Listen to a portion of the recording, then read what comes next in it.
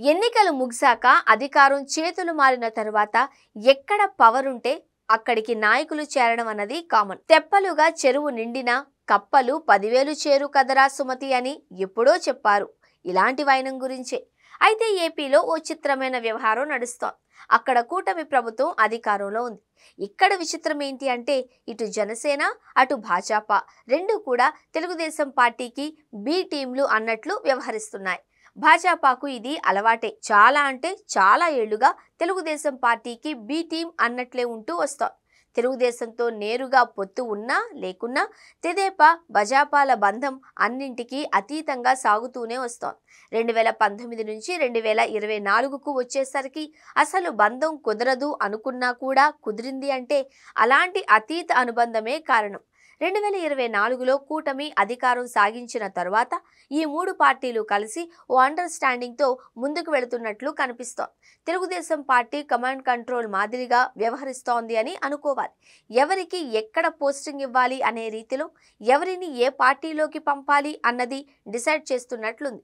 వైకాపా నుంచి ఎవరిని తీసుకోవాలి, తీసుకుంటే వారుండే నియోజకవర్గం ఈక్వేషన్లు ఏంటి, దాని ప్రకారం అలా తీసుకునే వాళ్లను ఏ పార్టీలోకి పంపాలి అన్నది డిసైడ్ చేస్తున్నట్లుగా కనిపిస్తోంది. గతంలోకి ఇప్పటికీ తేడా ఏంటి అంటే అప్పట్లో సోషల్ మీడియా ఇంత బలంగా ఫైట్ చేయలేదు. 2019 నుంచి 2024 మధ్యలో తెలుగుదేశం జనసేన సోషల్ మీడియాలో బలంగా ఫైట్ చేశాయి. ఏ నియోజకవర్గానికి అక్కడికక్కడ వైకాపా నాయకులతో కనిపించని వర్చువల్ శత్రుత్వాన్ని పెంచుకున్నాయి. గెలిచిన తరువాత తమ శత్రు కూటమి ప్రభుత్వం తాట తీసి వదులుతుంది అని అనుకున్నా. కానీ ఇప్పుడు జరుగుతున్నది వేరుగా ఉంది. వైకాపా జనాల కోసం కూటమి కోట తలుపులు బార్లా తెరిచిపెట్టారు. అయితే అలా అని అందరినీ తెలుగుదేశంలోకి తీసుకోవడం లేదు. అటు జనసేనలోకి ఇటు భాజపాలోకి ఎక్కువగా పంపిస్తున్నాయి. తెలుగుదేశంలోకి మాత్రం దాదాపు ఎవరినీ తీసుకోవడం లేదు. ఇదో తరహా స్ట్రాటజీ అనుకోవాలేమో.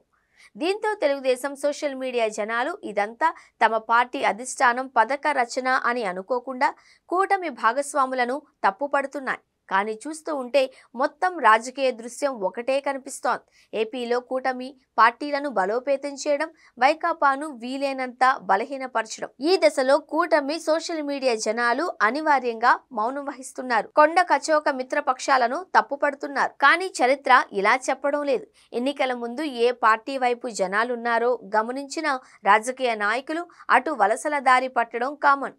వలసలు అంటే శాశ్వత నివాసాల కోసం కాదు, తాత్కాలిక రాజకీయ ఆశ్రయం కోసం మాత్రమే. అందువల్ల ఎవరు ఏ టెన్షన్ పడాల్సిన అవసరం లేదు. టైం కోసం వేచి ఉండడం తప్ప.